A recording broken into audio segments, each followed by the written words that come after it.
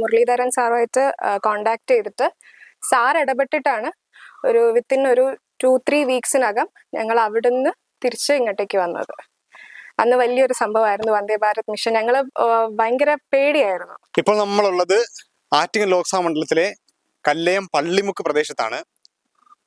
2020 Covid സമയത്ത് റഷ്യയിലെ MBBS വിദ്യാർത്ഥിനികളെ നാട്ടിലെത്തിക്കാൻ വേണ്ടി ഏറ്റവും കൂടുതൽ അന്ന് പ്രയത്നിച്ചത് വി മുരളീധരൻ ചേട്ടനാണ്. അന്ന് മോദിജിയുടെ വന്ദേ ഭാരത് പ്ലെയിനുകളായിരുന്നു. അപ്പോൾ ഇന്ന് നമുക്ക് പരിചയപ്പെടാനുള്ളത് അനുപമയാണ്. അനുപമയെ പരിചയപ്പെടാം. അപ്പം വി മുരളീധരൻ ചേട്ടൻ എങ്ങനെയാണ് സഹായിച്ചത്, എന്താണ് സംഭവിച്ചത്, അതൊക്കെ ഒന്ന് പറയാമോ? 2020 കോവിഡ് വന്ന സമയത്ത് ഞങ്ങൾ അവിടെ സ്റ്റാൻഡേർഡായി കുറച്ച് സ്റ്റുഡൻസ്.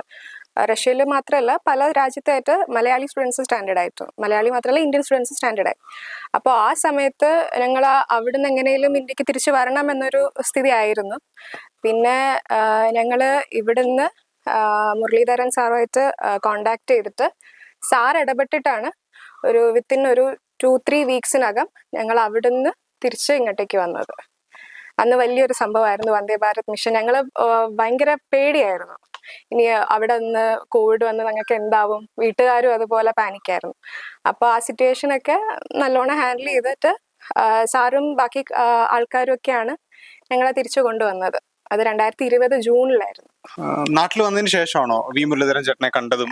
അങ്ങനെ അതെ, സാറിനെ കണ്ടത് നാട്ടിൽ വന്നതിന് ശേഷമാണ്. നാട്ടിൽ വന്നതിന് ശേഷമാണ് ഇലക്ഷൻ കാര്യവും നോമിനേഷനും ഒക്കെ നടന്നത്, ആ സംഭവങ്ങളൊക്കെ ഉണ്ടായത്. പിന്നെ as A token of love ഞങ്ങൾ എല്ലാവരും കൂടി കുറച്ച് എമൗണ്ട് കളക്ട് ചെയ്തിട്ട് സാറിന് കൊടുക്കുകയായിരുന്നു ചെയ്തത്. അത് നോമിനേഷനും ബാക്കി കാര്യങ്ങളൊക്കെ വന്നിരുന്നു. പിന്നെ ഞങ്ങളുടെ ഒരു റെസ്പെക്റ്റും അന്ന് ആ സാഹചര്യത്തിൽ സാറ് ഹെൽപ്പ് ചെയ്തത് വളരെ ഒരു വലിയ കാര്യമാണ്. അപ്പം വീട്ടിലും എല്ലാവരും പാനിക്കിങ് ആ ഒരു സിറ്റുവേഷൻ ആയിരുന്നു. അപ്പോൾ ഞങ്ങളുടെ ഒരു ലവ് ആൻഡ് റെസ്പെക്റ്റ് ആണ് സാറിന് ആ ഒരു എമൗണ്ട് ഞങ്ങൾ എല്ലാവരും കൂടി പിരിച്ച് കൊടുത്തത്. സാറ് വന്നു കഴിഞ്ഞാൽ പിന്നെ ഒരുപാട് ഉപയോഗങ്ങൾ ഉണ്ടാവും. ഒരേ ഒരു കേന്ദ്രമന്ത്രിയാണ്. പിന്നെ ഞങ്ങൾക്ക് പേഴ്സണലി ഞങ്ങൾക്ക് ഒരുപാട് ഉപയോഗം ഉണ്ടായിരുന്നു. അപ്പൊ സാറ് അവിടെ പൊസിഷനിൽ എത്തിക്കഴിഞ്ഞാൽ തീർച്ചയായിട്ടും ബാക്കിയുള്ളവർക്കും എന്തായാലും യൂസ്ഫുൾ ആണ്. കോവിഡ് സമയത്ത് വളരെയേറെ ബുദ്ധിമുട്ടിയിട്ടുണ്ടായിരുന്നു ഒരുപാട് പേര്. അതായത് നമ്മൾ രാജ്യത്തിന് പുറത്ത് ഉള്ളവരായിരുന്നു ഏറ്റവും കൂടുതൽ അന്ന് ബുദ്ധിമുട്ടിട്ടുണ്ടായിരുന്നത്. അന്ന് വിദ്യാർത്ഥികളൊക്കെ അവിടെ ഉണ്ടായിരുന്ന സമയത്ത് എങ്ങനെ രക്ഷപ്പെടും, അല്ലെങ്കിൽ എങ്ങനെ അവിടെ നിന്ന് നാട്ടിലെത്തും എന്നുള്ളൊരു ടെൻഷൻ ഉണ്ടായ സമയത്ത് മുരളീധരൻ ചേട്ടനായിരുന്നു ഒരുപാട് പേർക്ക് സഹായകമായത്. അപ്പൊ എന്തായിരുന്നു ഒരു എക്സ്പീരിയൻസും കാര്യങ്ങളൊക്കെ എങ്ങനെയായിരുന്നു?